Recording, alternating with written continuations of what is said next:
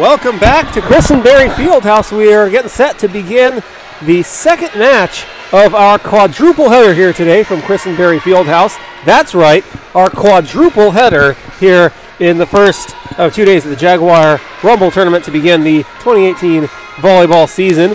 The Jaguars dominated the first match of today's action, defeating Albany State 3-0 in a sweep. The first two matches were very back-to-back, or should I say, they were back and forth. And then the Jaguars absolutely cruised in set 3. They pulled away late in the first two sets and then cruised in set 3. There was virtually no contest, and they improved to 1-0 in the season. This long-awaited season just underway earlier this afternoon. And for our second match, we will have Mount Olive taking on Montevallo in what should be an entertaining game. It's going to begin in just under 5 minutes from now. I'm Robert Ambrose alongside Blake Collins. Thank everybody for tuning in here on the Augusta University Athletics Network on YouTube. And Blake, we have, with the first set behind us, and the Jaguars absolutely looking like they came ready to play and ready for the season to come with a veteran ball club that they have. Thoughts on that game, and also what do you think? What are your thoughts going into this first game, the second game here coming up shortly? This game looks to be a little bit more even in terms of level of play between these two. We'll see how that plays out, though, because as you all know, paper doesn't always tell the story. No, that's why you play the game. Absolutely. So this should be a really good matchup, though.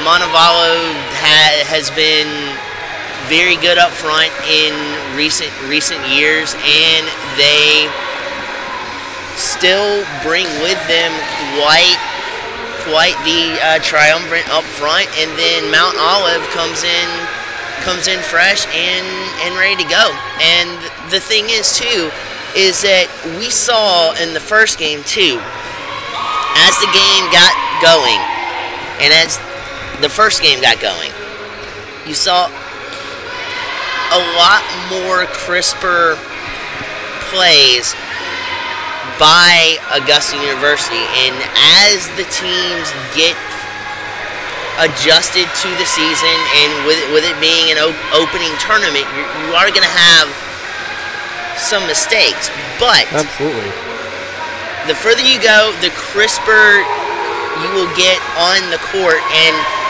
look for more even plays or more of an even volleyball game going forward here. This should be a really good matchup.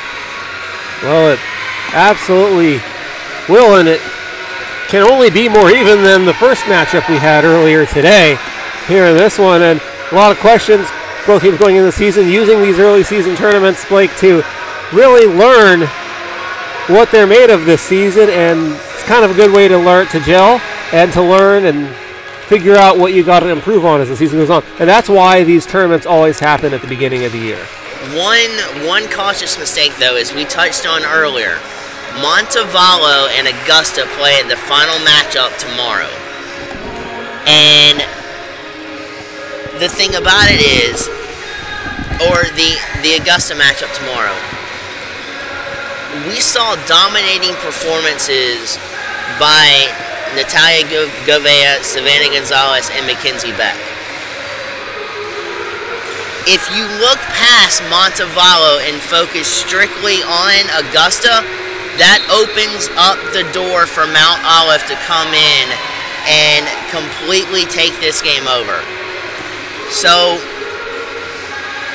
focus on the game at hand, and then once it is in the books and over, then think about your next opponent. Don't get 2 steps ahead of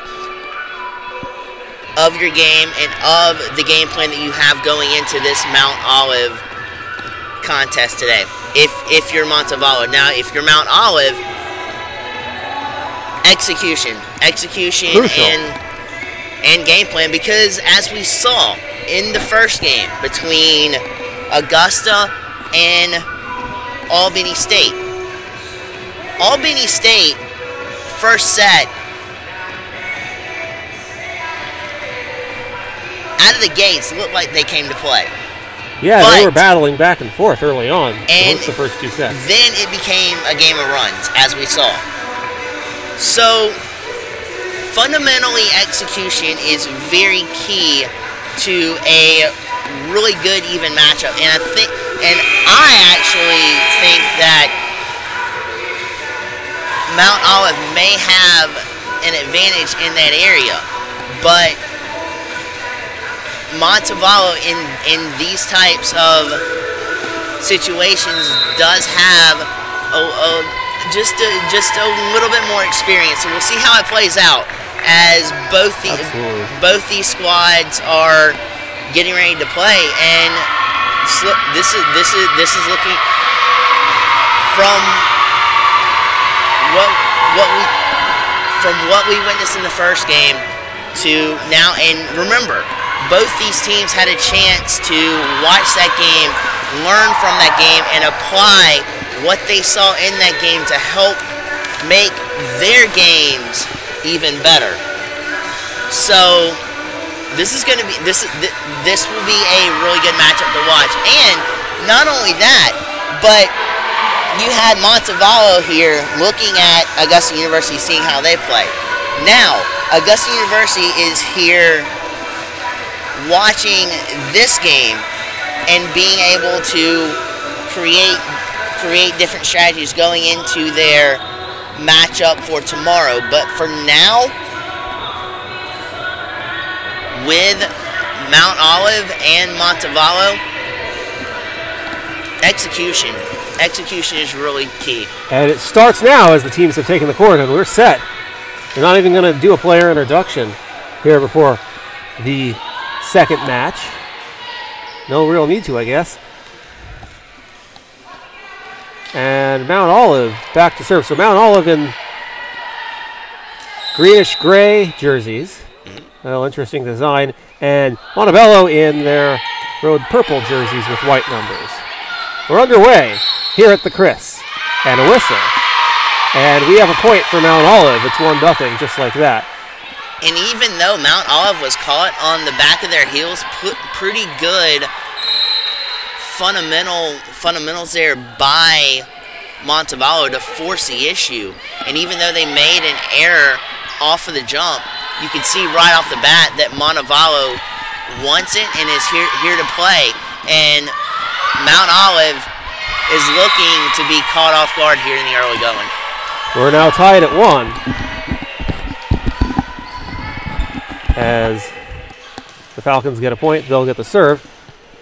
It is the Montevallo Falcons and the Mount Olive Trojans. Hit up in the air.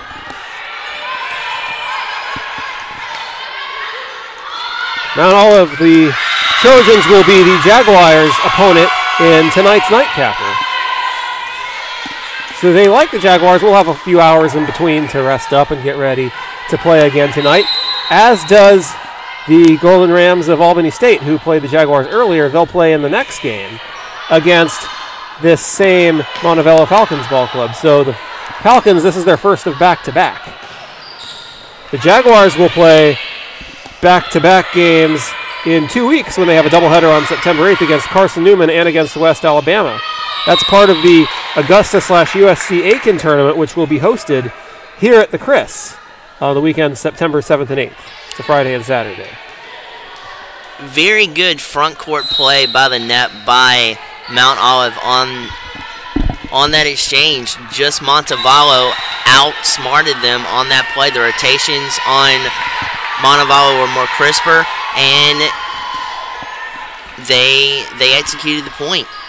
And now, as you look at it now, it's a definitely a close matchup out of the gate with the Falcons having the 1-point edge.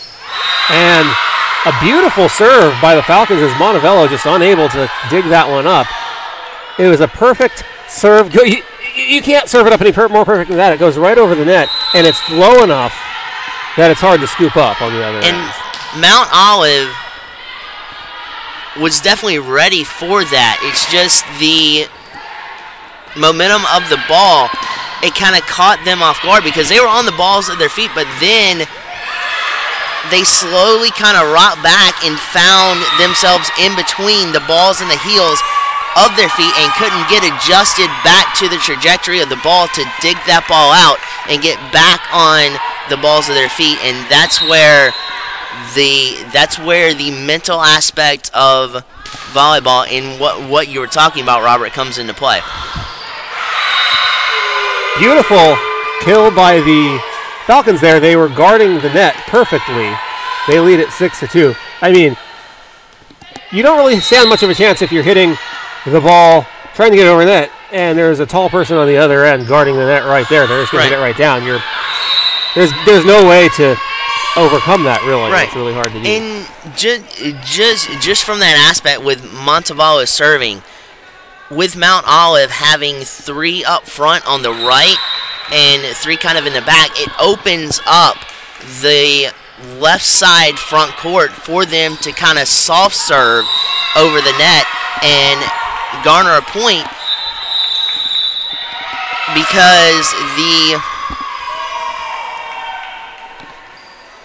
defensive setter right there might not be expecting that ball to be hit that soft, and you might have a delayed reaction, and there's your point. And the point makes it 8-2 Falcons, and we have an early timeout here. Game 1, we saw several timeouts called early on in sets, and now we have one here, and it's only 8-2 in set 1. Still a good crowd here for volleyball, but it has subsided a little bit with AU not playing again until 7:30. It was a very supportive crowd for the Jaguars. The Jaguar team, with a few hours to rest, they are still hanging around checking out the action, as they will have to play both of these teams later on this weekend. So a little chance to watch a little live film, in a sense. Both of these teams, Montevallo and Mount Olive, were here early and watched AU take on Albany State early on. Same idea. AU doing the same thing. Question, Blake, is out of curiosity, if you think AU will stick around for both this game and the next game, or how do you think that, if you're Coach Quarles, how do you think they'll do that?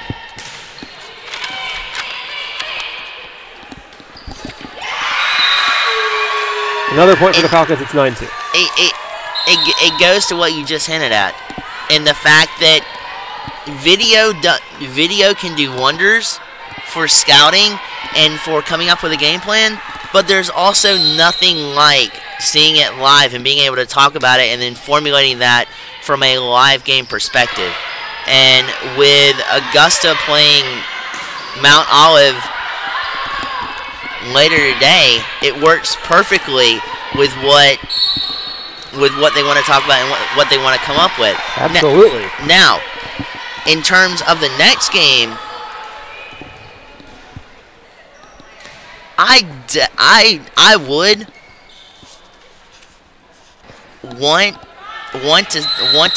want to see that game simply because, for the love of the game, and the way that volleyball is played, it's almost like it's almost like you can't keep your eyes off of it. And for me, just seeing the passion and the heart that's put into the strategy and playing in a volleyball game would keep me tuned in. Absolutely, and can use that all day today. It's 9-5, favor of the Falcons. Does not appear as though Albany State is staying to watch this one. They're right back to the film room to learn from game 1 that they played earlier today, falling 3-0, and in losing an absolutely non-competitive third set to the Jaguars. Ball hit back and forth. It's on Mount Olive's side. In the air. And, oh, what a beautiful hit over the net. That went basically to the diameter between all the defenders. The crucial point there was the gorgeous footwork by Montevallo, allowing them to get the digs under, to set up, and then to set up the soft hit overs and the attacks, to where Mount Olive's footwork might not have been as clean, and they had to dive for balls. And once you leave your center of base like that, it's hard to control where the ball is going to go, even if you try to save it. So from that aspect, critical and great footwork there by Montevallo. They lead at 10-6, Mount Olive with the serve. And Montevallo hits it over. And that's going to land inbounds, and Mount Olive gets the point. Hit completely across the floor. We see a lot of balls that are really hard hit, and they're too hard hit, and they end up landing out. That one landing just in. Well, spotted perfectly. And also a split-second indecision there by the libero for Montevallo there, in thinking that it might have gone to the right and it went to the left, and that little split-second indecision cost them as the ball flew by her. And you know, as we mentioned at the outset, this is going to be a tight game, and the first set's definitely proven that. Absolutely. They hit it over, and we have another point for the Falcons. So it's 11-8. So Mount Olive was battling back a little. It was 10-5. They scored 3 in a row to cut it to 11-8, and the Falcons end that run right there, answering back, making it 11-8. Talk about a game of answering back. It's now 12-8. And you see in this matchup, especially on that point, great front court presence there by Mount Olive, cutting off a portion of the Montevallo attack from the front court, forcing them to go back court, and the Falcons ran into a little bit of an issue there.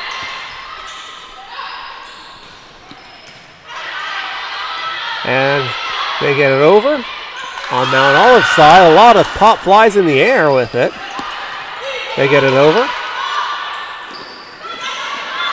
And talk about both teams being in perfect position to hit it back and forth. And the point goes to the Falcons, who find the hole for the kill. Great recovery there from both sides. Both teams were off balance on that particular point.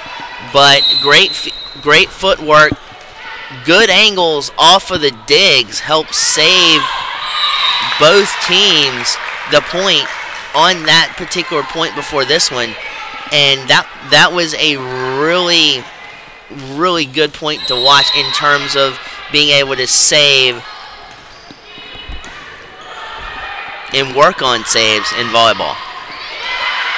And that's deflected and out of bounds. And once again, Montevallo gets the point. It's 14-9.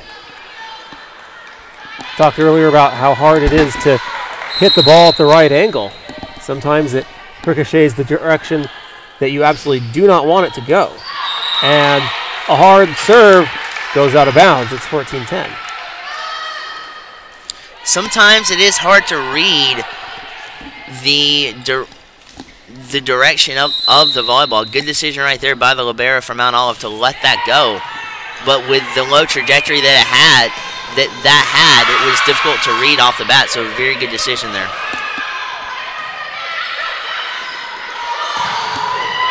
A beautiful attack by Montevallo, but a great save on Mount Olive's end. They get it over across. Now Montevallo back on the attack, and Mount Olive isn't making it easy. But they get the kill blocking the net. And Montevallo takes a 15-10 lead. Phenomenal fundamental defense there by Montevallo. And from Bree Bloom, you can't get any more fundamental on a block like that. Lifting from her feet, expanding over the top, and creating a wall in effect to block the point. And allow the ball to land back on the Mount Olive side. It's 16-10 now.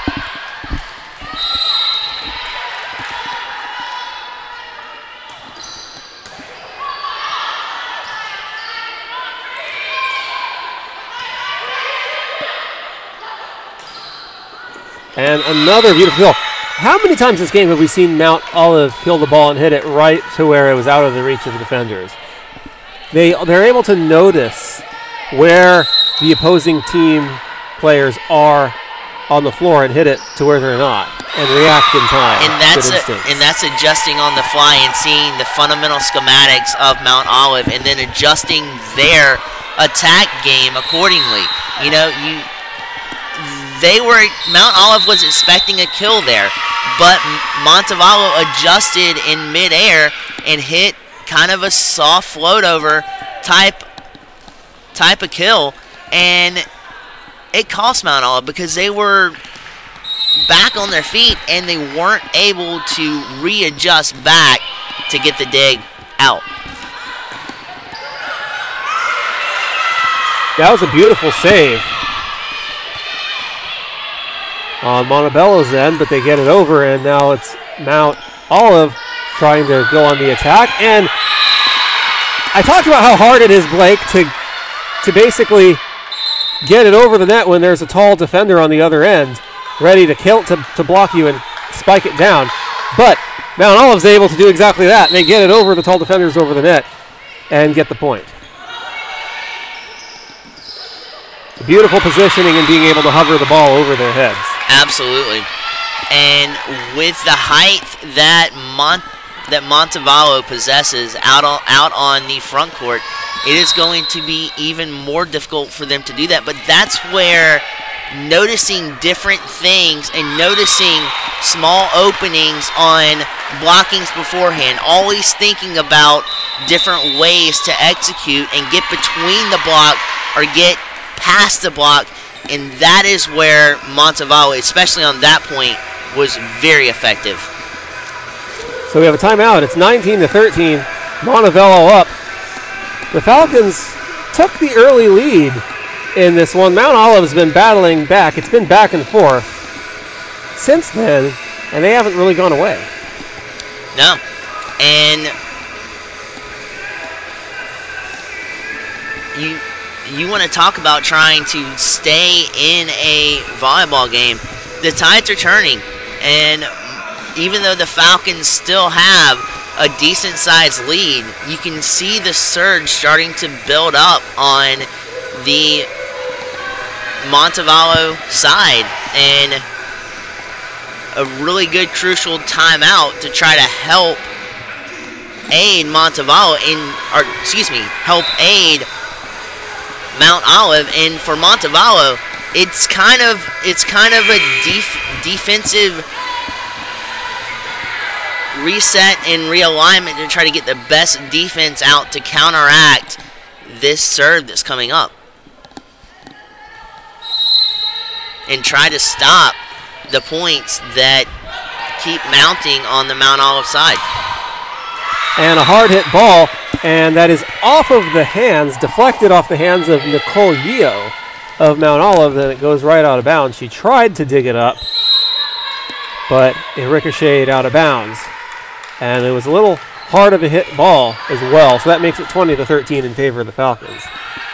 And the Trojans hit it over, and it goes straight out of bounds on a cross-court attack, and it's 21-13 Falcons.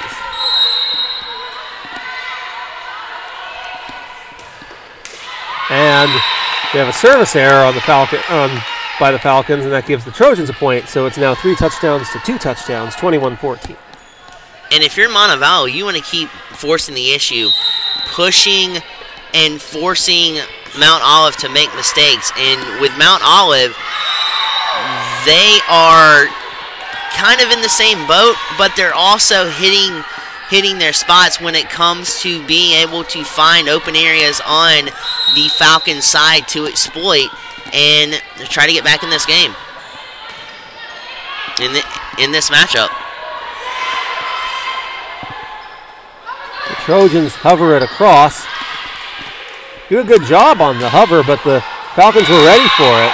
And then the Trojans hit it back across to where it was in between the Falcon players, and they get the point, so 22-15. Yeah, very good job on noticing how the alignment of the defense of the Falcons were circulating outside, trying to take away anything hard on the out-of-bounds line to cut it close. And what they did was focus a medium-sized kill right smack dab in the center of that circulation. Very good observation there by Mount Olive. Absolutely. So it's 22-16 now, Falcons. They get it across. And it's going to go. Oh. And what a beautiful save. A team save by Mount Olive. Several players had to dive for it, and they get it over. That was incredible. And then they get the kill.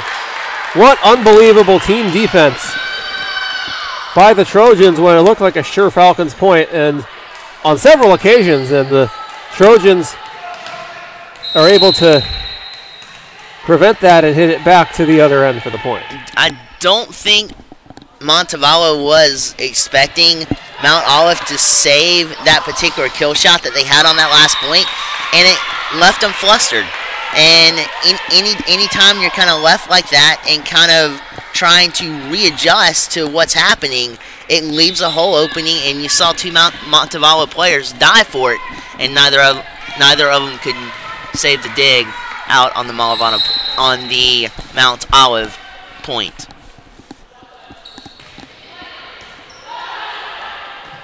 Served by the libero on the Trojan end, and goes out of bounds on the kill, so that gives the Trojans another point, and they're starting to battle back. It's 22-19, and the Falcons sense the momentum shift, and they're going to take a timeout, try to regroup and close out this first match.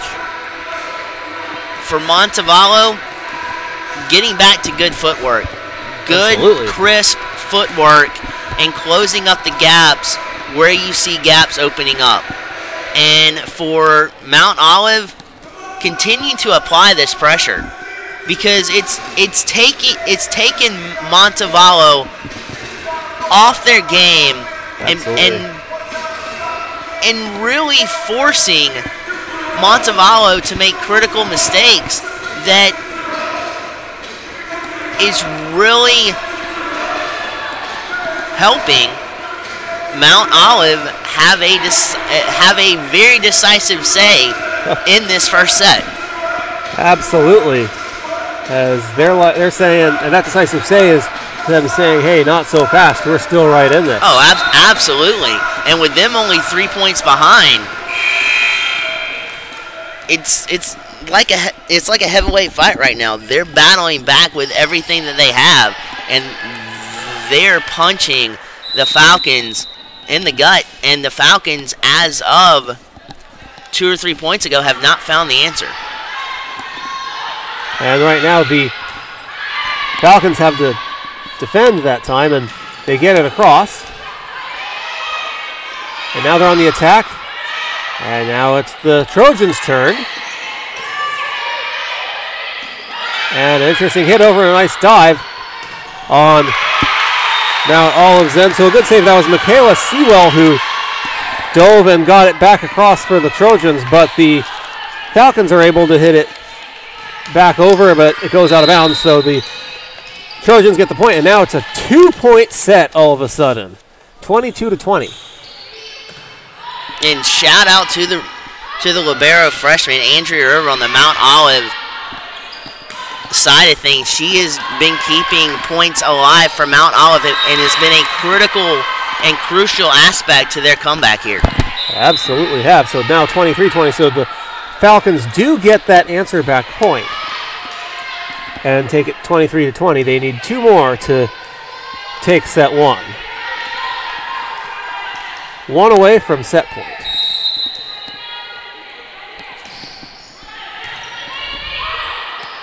And that's a very aggressive attack by the Trojans, and the Falcons, several of them diving for it. They weren't able to hit it up very high, and as a result, not a lot of time to react, and it hits the ground, so that gives the point to the Trojans. It's 23-21. Yeah, they were not expecting that deflection to take place and expecting a little bit more length on the volleyball, and they couldn't readjust to try to get the ball back over the net. And on the kill, it's point for the Falcons, so now it's set point, 24-21. And here's the important thing in volleyball. This is a close set, and obviously the first 25 wins a set in a best-of-5 match. But, and that point goes to Montevallo, and they win set 1. But if you're down in that position, you just have to tie it at 24. You don't have to get a certain amount in a row to get 25. If you tie it at 24, then you put the pressure on the other team to have to win 2 in a row. Oh, absolutely. And the thing about this set is that the way Montevallo had spread out to a pretty good sized lead toward the middle to tail end of that set before Montevallo mounted their comeback, that is as much of a win. Even though the Falcons obtained the set win, that is a win for Mount Olive as well, being able to come back like they did and make that set close. And it gives them great confidence going into the second set to accomplish the same feat or even pull away and win the second set. Absolutely. The first set was very entertaining. The Falcons take it. We look forward to what should be another entertaining set in set 2, which we will bring to you on the other side of this break on the Augusta University Athletics Network on YouTube. We'll be back.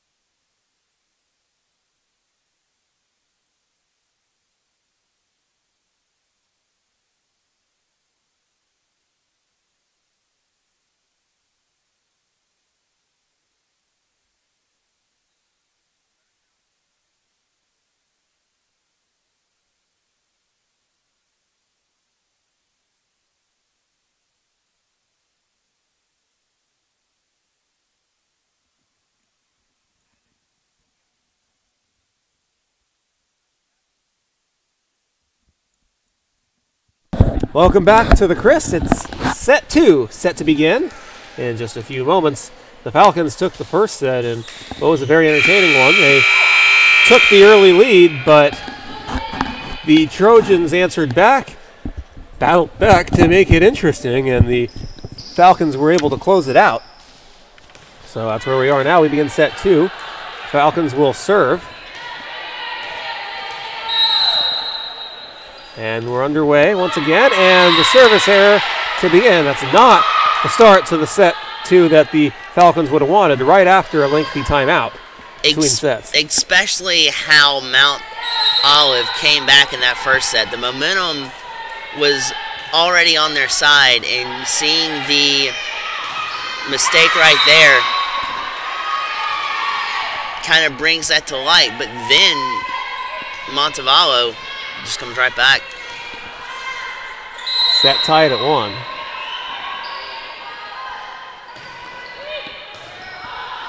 And the Trojans fail to return it, so now it's 2-1. And you know, going into it for Montevallo, small adjustments, especially with footwork and covering up holes that were exposed in the defensive portion of their game in the first set of the match.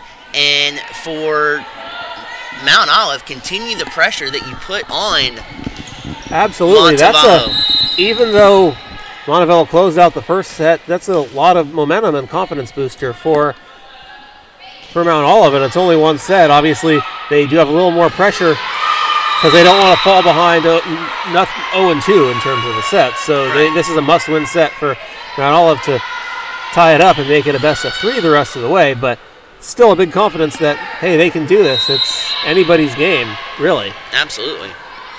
Right now it's 3-2 Falcons, a back-and-forth start to the set, similar to what we saw in the first 2 sets of the first game between the Jaguars and the Golden Rams. That's up in the air on the side of the Trojans, and they get it across. Now it's battled back and forth on the edge of the net. And now Mount Olive on the attack, and that lands just in bounds. And that gives the Trojans the point to tie it at 3. Couple of things. Very fundamentally sound on both sides of the ball on that point. Scouting definitely helped Mount Olive there. Seeing that hole opening up and then looking down court and then killing it to the exposed open hole in the defense. Great scouting there by Mount Olive for their 3rd point. It's 4-3 in favor of the Falcons. They're back to serve.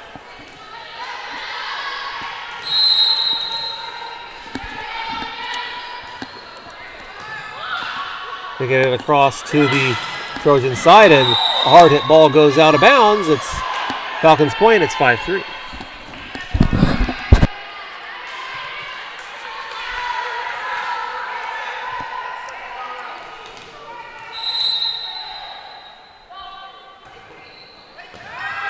And a beautiful serve.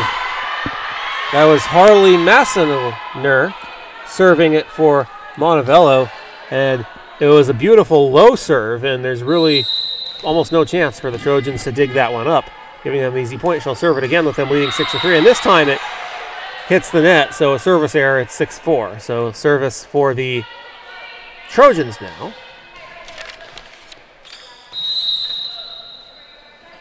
Gentry Benda will serve it for the Trojans. She gets it across, and it goes directly out of bounds. So back-to-back service errors, each team with one. And it's 7-4, Falcons.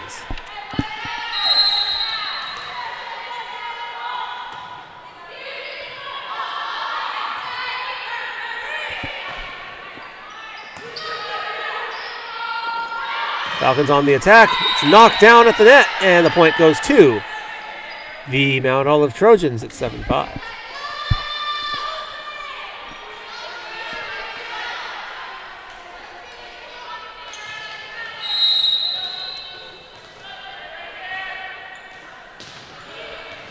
And another beautiful serve, this time by the Trojans. And those low serves, whether it's between all 4 teams participating in this tournament, whenever a team gets a low serve, that's almost a guaranteed point for them. Because they're really hard to dig up and be able to get for the other team to get back on the attack and hit it over. It's now 8-6 favor of the Trojans after a service error. Seeing a lot of quick points. A little less hitting the ball back and forth as of late here in set 2. We get it over, and that ball goes directly out of bounds. And a whistle, and the point goes to the Trojans. It's 8-7.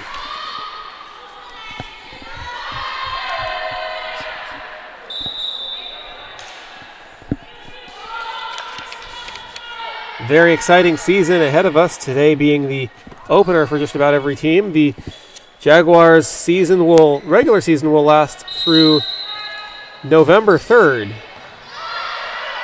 as their senior day will be on Tuesday, October 30th against Queens College, and then they'll travel, hit the road to take on USC Aiken and then Lander on November 2nd and the 3rd respectively, and then hopefully postseason play with the Peach Belt Conference Tournament and beyond after that. We apologize for the little bit of a technical difficulty there. It didn't affect the video feed, but it affected something else that was very crucial to the score of the game and what you were seeing on the screen. That has now been fixed, and we are back raring and ready to go. And the score currently 10-7 in favor of the Falcons. Appreciate Blake for stepping up and being on every situation here. It's now 11-7 Falcons. Robert Ambrose alongside Blake Collins. And the Trojans fail to return the serve, just floating it towards the net. It's 12-7, so the Falcons starting to jump ahead again and doing what they did in game one. And we have a timeout called here. Teams, I believe it's 2 timeouts per set in volleyball. They're never afraid to use them. They expire after each set. They do not carry over into sets 2 and 3. So teams use them whenever they can and take advantage. It's a lot like in basketball, Blake, where you get 4 timeouts at the college level, but one of them expires after the first half, known as the use it or lose it timeout. And that becomes a critical strategic point as to when you actually call a timeout.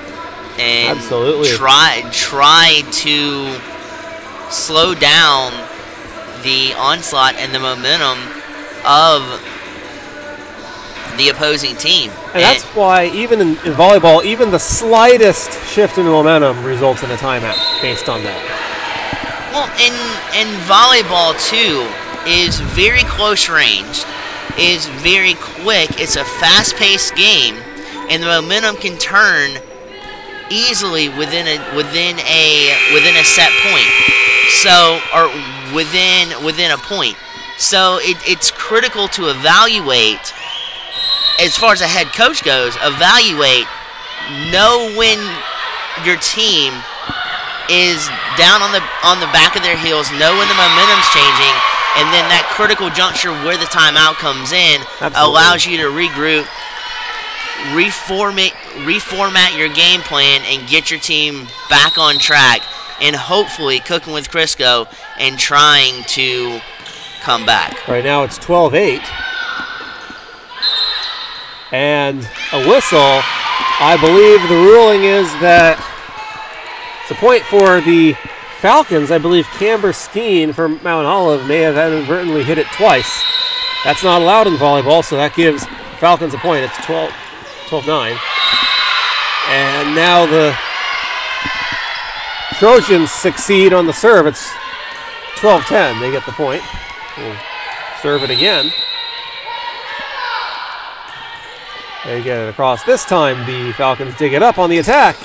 Hit back by the Trojans, and it's 12-11, so right off the timeout. The momentum slightly starting to shift, and the Trojans began answering back, and now the Falcons will take a timeout. Like I said, Blake, teams are not afraid to use those timeouts, as they do not carry over from set to set. So it's 12-11 in favor of the Falcons, and it's anybody's match here.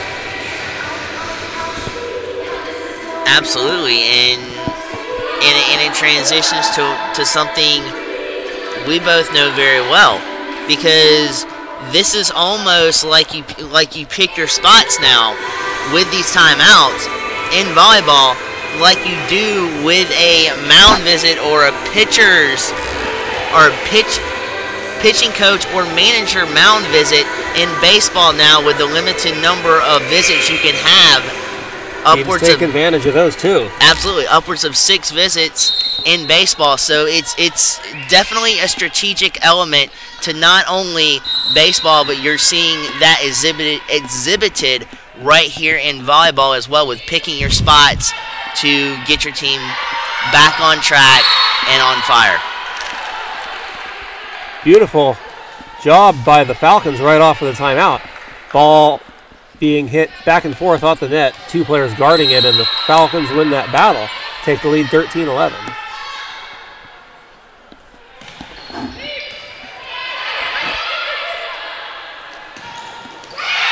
And that lands inbounds, and that's a point for the Trojans, 13-12, and they'll have a substitution.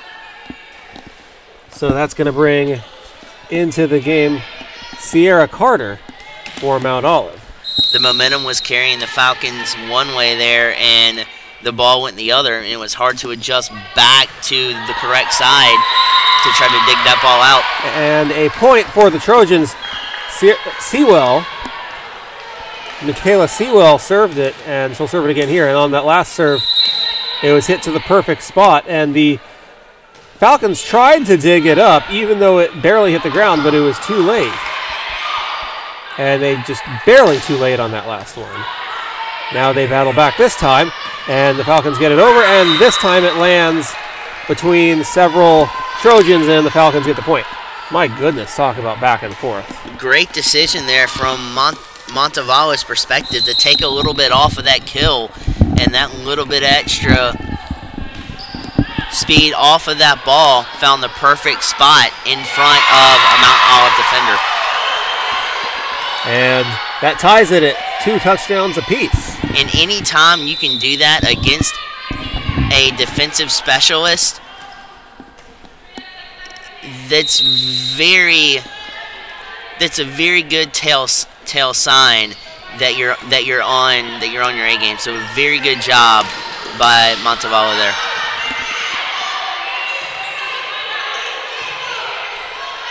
Now Montevallo on the attack, and it's dug up beautifully by the Trojans. Now we're finally seeing a part of the match where the teams are hitting it back and forth. Great recuperation there by Mount Olive to save that point. Players are just refusing to let the ball hit the ground. And it finally does, and it's a point for the Trojans. And they have the lead for the first time in a while. Just a touch of loss of concentration there haunted Montevallo there. They had the right idea. They just couldn't execute the save, getting back into the field of play to knock it back over the net. And that's a Falcon point, and we're tied at 15. First to score 10 more will take this set. That's what this is going to come down to. This back and forth second set of the second match of our quadruple header here on this Saturday afternoon in Augusta, Georgia. That's a point for the Falcons. It's 16-15.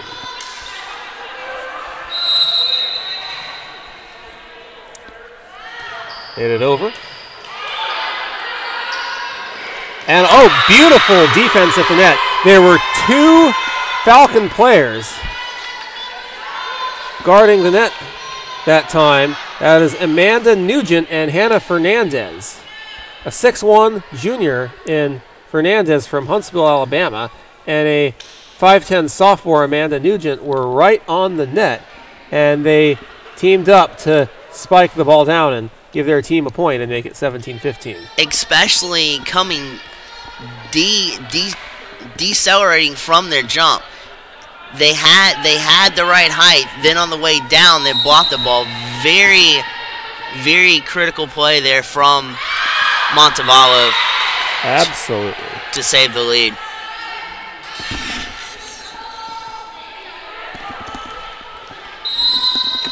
And on the service, here come the Mount Olive Trojans on the attack. Dug up on the Falcon side, and they get it across. Trojans back on the attack. We have a whistle, and I believe one of the players hit the ball twice. So that gives that's a point for the Falcons. 18-16 is the score.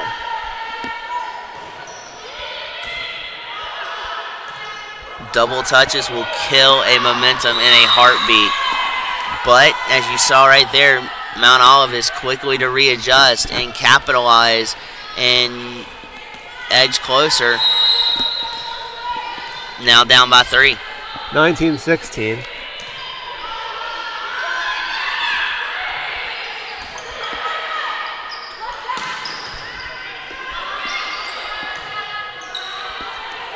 And once again, the Falcons, we have a net violation. Similar situation to that last point. The Falcons had the 2 people guarding the net like last time, but this time an inadvertent net violation, and the Trojans get the point. 2016 Falcons, and the Falcons get the kill again, so it's 21-16 guarding the net that time.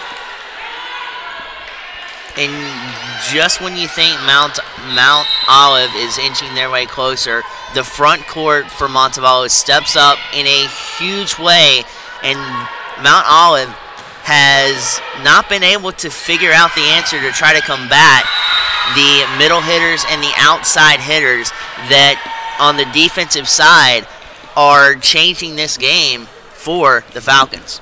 Falcons now suddenly on quite the run. They lead at 22-16, looking to take a 2-0 lead, and they get a point on a beautiful serve. It's 23-16 now, as there was no way a Trojan would have gotten to that one on a beautiful low float over the net serve. Doesn't get much better than that. 23-16. Trojans on the attack, and they get it back, and the Falcons get it back over. It's 24-16. In this matchup, especially in this set, it's almost been like a tale of 2 different matches right now. Montevallo has seized the opening that Mount Olive has given them by creating runs and catching them, as you see the point right there, to Montevallo. And that point to Montevallo gives them the second set, and they lead 2-0. As we will take a quick break, and we will be back to bring you set 3 here on the Augusta University Athletics Network on YouTube. Stay tuned.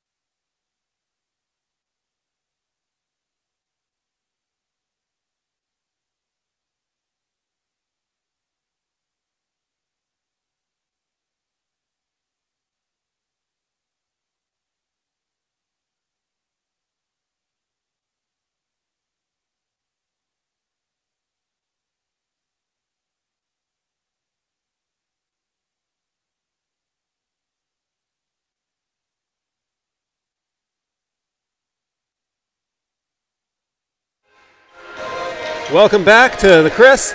It is 2-0 in favor of the Falcons over the Trojans as we are getting set to start set 3. I'm Robert Ambrose with Blake Collins. Blake, final thoughts on the first 2 sets? What do you expect to see here in set 3? Yeah, the last particular set was a tale of 2 matches in my eyes, in the sense that the Falcons waited out the onslaught and the push from the Trojans of Mount Olive. And when Mount Olive had the momentum, they waited it out. Mount Olive developed some holes in their games, and then when the Falcons saw that, they attacked, and they were relentless in exposing those particular defensive gaps on Mount Olive's side, which allowed them to make that final push into gaining the victory in set number 2. Now in set number 3 for Mount Olive, focus on your game, first and foremost. Second of all, good defensive footwork and close up some of the holes and create and try to make fewer mistakes and better reactions to what the Falcons are presenting you with. Adjust and then attack when that is presented to create those points. Right now the Falcons take the early lead here in set 3-1-0. And they're going to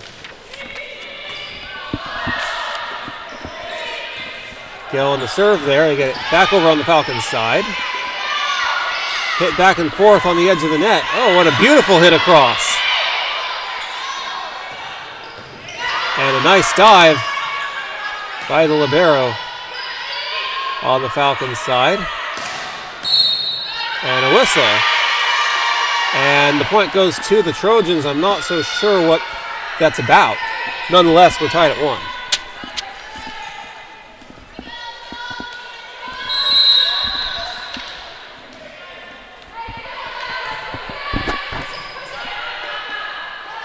Here come the Falcons on the attack.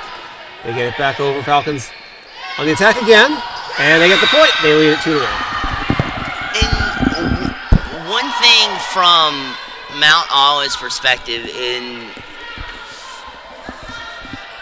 a strategic point that I'm really not seeing right now is the fact that they're not really creating eye movement to move the Falcons players over to where they want them to go, and then attacking on the opposite side to garner those points. So it's a little bit of deceptive eye movement that can help them out along with that footwork, and that's not happening right now for Mount Olive. And the Falcons are waiting in the wings, and they're seizing on the mistakes and the opportunities that Mount Olive's presenting them and capitalizing. Trojans lead it 3-2. It's important to note the Trojans will play right after this at 5 o'clock against Albany State, who were swept by the Jaguars in Game 1 of today's quadruple header. So if they're able to close this one out, how will the momentum affect the way things go in the next game against Albany State, who were swept in their match earlier today, looking for a little bounce back? With this matchup going back and forth as it has been seeming to go the last few sets, fatigue will become a factor. Maybe not first off in that game, because Albany State has had a couple of hours to rest up, but with Mount Olive playing back-to-back, maybe not in the first couple of sets, but in the 3rd, 4th, and 5th set, you may see them start to get a little tired. So from that perspective, if you're Mount Olive, start trying to make the Falcons create their own mistakes, force their own mistakes, and then capitalize on it, and try to also have quick points as well to conserve as much energy as you can without taking gameplay time and fierceness of your game out of the equation. And the Trojans come out strong in an elimination set for them, and they take the early 6-2 lead, and now the Falcons use one of their timeouts to try to answer back here.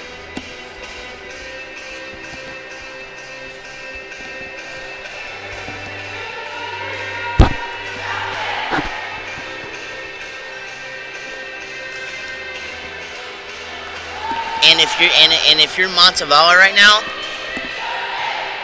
knowing that Mount Olive has to play back-to-back games, you want to slow down this game as much as possible, because the longer you're out there, the more tired Mount Olive will be going into the next game.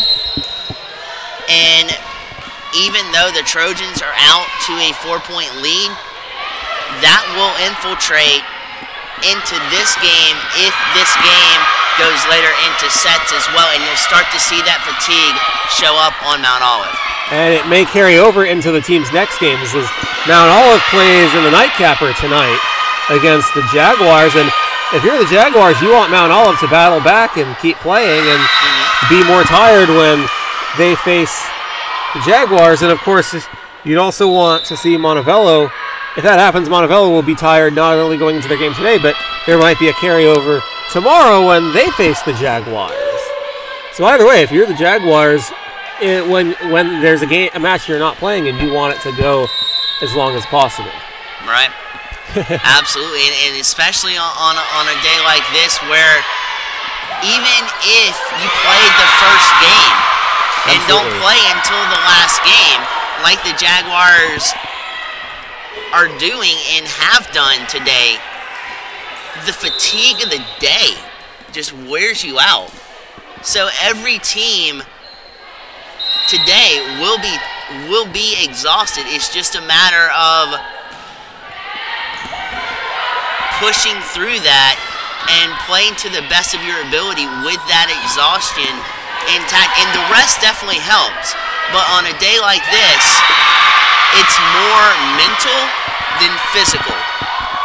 Absolutely.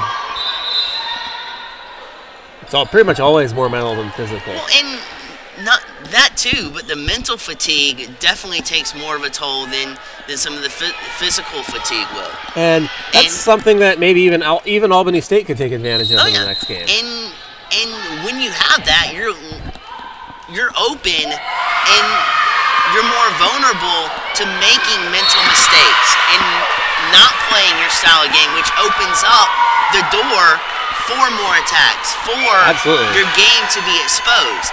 And that way, that's where, if you're the opposing team of that particular team that's mentally fatigued, you seize on that. That's true. It's 9-3.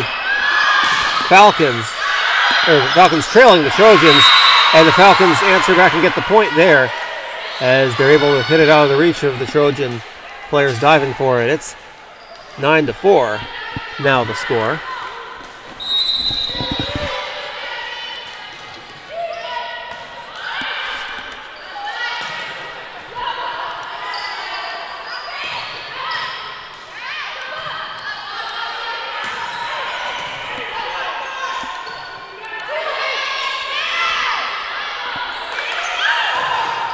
And the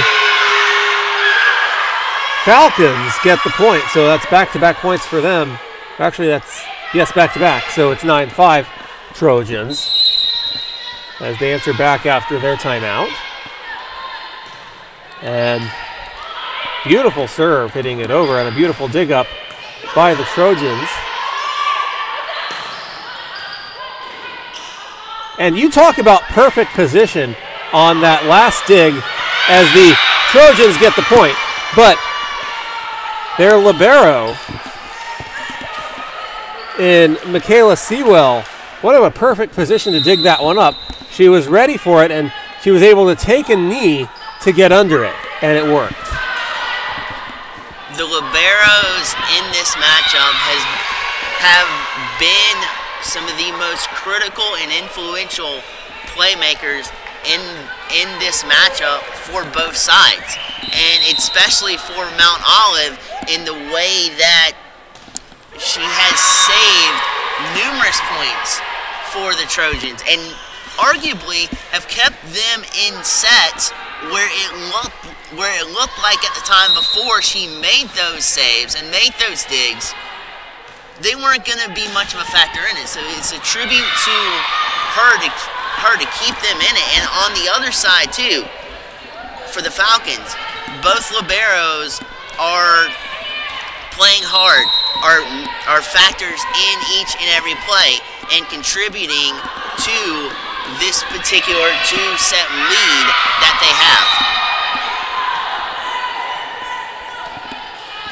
13-6 Trojans, as they're looking to extend this match as much as they can. And they're certainly not going away. This is the opposite of what we saw in the third set of the first match, when the Jaguars absolutely buried the Golden Rams in set 3 to complete the sweep. It's 13-7 in favor of the Trojans right now.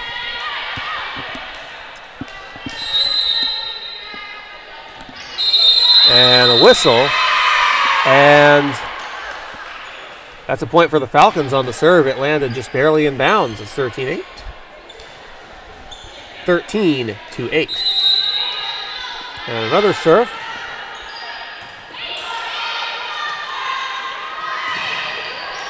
Once again, the Falcons have players guarding the net.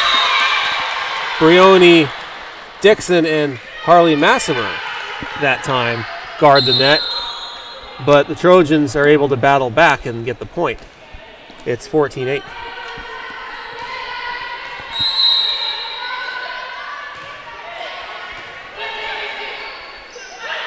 And that was as beautiful of attack as you'll ever see by the Falcons. Literally, one player digs it up and is able to hit it up in the air right to another who is right on the net and is able to kill it just like that to make it 14-9. You want to talk about surefire execution. That was pristinely exhibited by the Falcons there. And they're once again guarding the net, but this time the Trojans are able to hit it over, but it goes out of bounds, and it's 14-10 as the Falcons get the point as a result. And on the serve, they hit it across. Another dig up by the Falcons. On the attack, they hit it over, and it's going to go off the hands and out of bounds. That was Nicole Yeo, a 5'4" freshman from Aurora, Illinois. Tried to dig it up, but it just ricochets out of bounds, so it's 14-11. So the Falcons on a little bit of a run here after falling behind early on. This comes right off a timeout, as you might imagine. Kind of how the way these volleyball matches normally go. It's a lot easier to put a run together and answer back off a timeout in volleyball than it is in just about any other sport. Right, and that a lot of times has to do with the close proximity of the field of play you're talking about. And the fact that you've got a closer amount of space to work with can turn the tide of any particular volleyball game, because you're always in motion and it's always opening up holes, so the momentum can switch at any given moment. And it's 16-11. Trojans, as now they seemingly have, for the moment, answered back.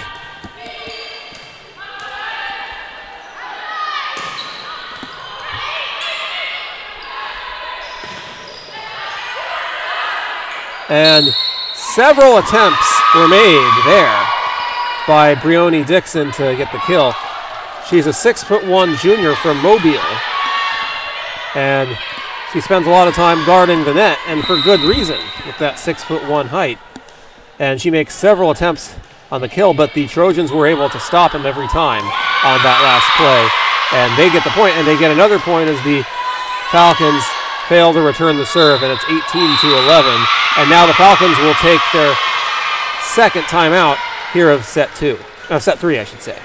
You can kind of see the confidence growing and the confidence simmer in on the Trojans, and they're starting to feel and realize that they belong in this matchup with the Falcons. Absolutely. And especially if they can wind up winning this third set, it'll be a completely different ball game in the fourth and fifth set, and then it will force the Falcons to kind of reevaluate and make adjustments on the fly, which could prove critical to greater success in winning this matchup, or it could be of a detriment to them. But Mount Olive is definitely forcing an issue that the Falcons didn't see coming, especially up by 2 sets. Absolutely, and the Falcons now, they're in a deep hole. The Trojans have dug them into that deep hole, and it's going to be a tough hill to dig out of. You use these timeouts to try to stop digging, but it's a lot harder to do that than it is to dig this stuff out of it than it is to stop digging. And that's what they'll have to do if they want to come back and complete a sweep here. Otherwise, there'll be a 4th set. Hitting back and forth on the net here. And the Falcons will use their attack, and that goes off of the hands of Ania Keene, the 5'10 junior from San Antonio for the Trojans. Made the attempt to dig, and it goes off her hands, and it's 18-12 now. And they hit it over, and that's off the hands of Gentry Banda of the Trojans, who attempted to dig, and once again, that's back-to-back failed digs by the Trojans results in 2 straight Falcons points. It's 18-13, and another whistle, and another point for the Falcons, and I believe that was 2 hits in a row on the Trojans, so 3 quick points by the Falcons off the timeout, and they've all come pretty early after a serve. And on the second one, Banda did everything she could right. It's just the ricochet off of her dig took an awkward ricochet. Absolutely. Another point for the Falcons, so that's 4 straight off the timeout. It's 18-15, and now you'd have to wonder if the Trojans will use one of their timeouts at some point here to stop the bleeding and be ready to close this one out and extend this match to a 4th set. We almost feel like the Falcons were circulating and waiting in the wings to explode coming out of a timeout or off a point in which they are able to capitalize. And we saw this very well in the first set of how the Falcons can, once they get soaring, go on very critical runs to either separate themselves or, as we're noticing right now, come back and just about tie this matchup up in the 3rd set. They're only 1 point down. 6 straight makes it 18-17, and now it's anybody's match, just like we had in game 2 in set 2 for a brief period of time. We have the Falcons on the attack. Now the Trojans are on the attack. Hit back and forth. Does that bounce off the net? It does, and then it hits the ground on the inbounds on the Falcons side of the court. And that gives the Trojans a point. And that's huge to stop the bleeding and give them a 2-point lead once again. Just huge. At least some breathing room where you can kind of settle down. Not a lot of breathing room. It's not, but it's huge in the mentality that you can focus more on your game and less on the pressure that is being applied to you. That's true, and now that breathing room has just been taken away as the Falcons get another point, and it's a 1-point game, 19-18.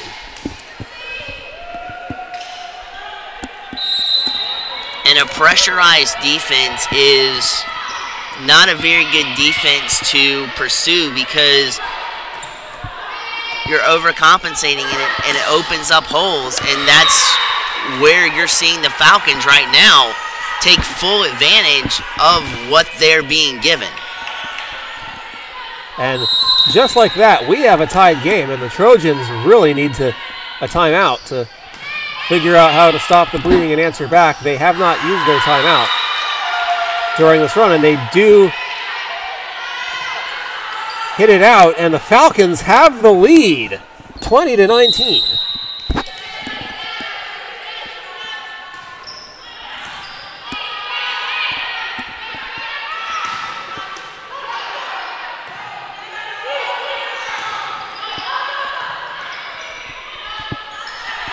And now the Trojans hitting it back over, trying to answer and tie this game up once again. They're on the defense. Now they move to the attack. They get it over the heads of the two defenders guarding the net. But the Falcons had backup, and they're able to hit it back over, and the Trojans hit it directly out, and it's 21-19. What a run this Falcons team is on. It's nonstop. When you put constant pressure on a defense, it takes them out of their element, and they're prone to making mistakes like you just saw there. You didn't attack the kill hard enough and make the trajectory go down inbounds. Instead, you attacked it, but you left it floating up in the air and it went out of bounds. So just little things like that are taking the Trojans out of this game and this match to this point. And we talked about how the Trojans want to extend the game and try and make the Falcons a little more tired for their next game, which begins at 5 o'clock. And if the Falcons are able to pull off this incredible comeback, they're now up 23-19 and pull off the sweep. They'll have a lot more rest getting ready for that 5 o'clock game. And that might in effect, cause less carryover. And it's 24-19, and it's match point. What this is going to do, too, is the fact that I believe we had talked about that Mount Olive plays Augusta in the final matchup, right? Tonight, yes. This gives them more rest to prepare for Augusta. And they take it, and they complete the sweep. 25-19 here in set 3, and what a comeback in this set 3 was. They were down 18-11 and went on a 14-1 run to close out the set and complete the sweep. Unbelievable. What a performance by Montevallo. Just when you thought they were out of it, they were swooning and waiting in the wings, waiting to strike, circulating, and when the slightest opening occurred in that third set, they capitalized, they exploded, they soared, and they never looked back. And you've got to give credit, though, to also, as well, to Mount Olive for pushing the issue and creating that stress and bringing a really good and tight affair in that third set to make Montevallo sweat and to be able to show their type of game. But unfortunately, it was not enough as Montevallo just comes and soars over the top of Mount Olive here today. Absolutely, and with the Falcons completing the sweep, that's going to give them just a little over an hour to get ready for their next game against Albany State. And a little resting time can never hurt. And speaking of which, we will bring that game to you. That will be the third game of today's quadruple header. And we'll take a quick break, and in about an hour or so we'll be back to bring you that game. For Blake Collins, I'm Robert Ambrose. We will see you soon on the Augusta University Athletics Network on YouTube.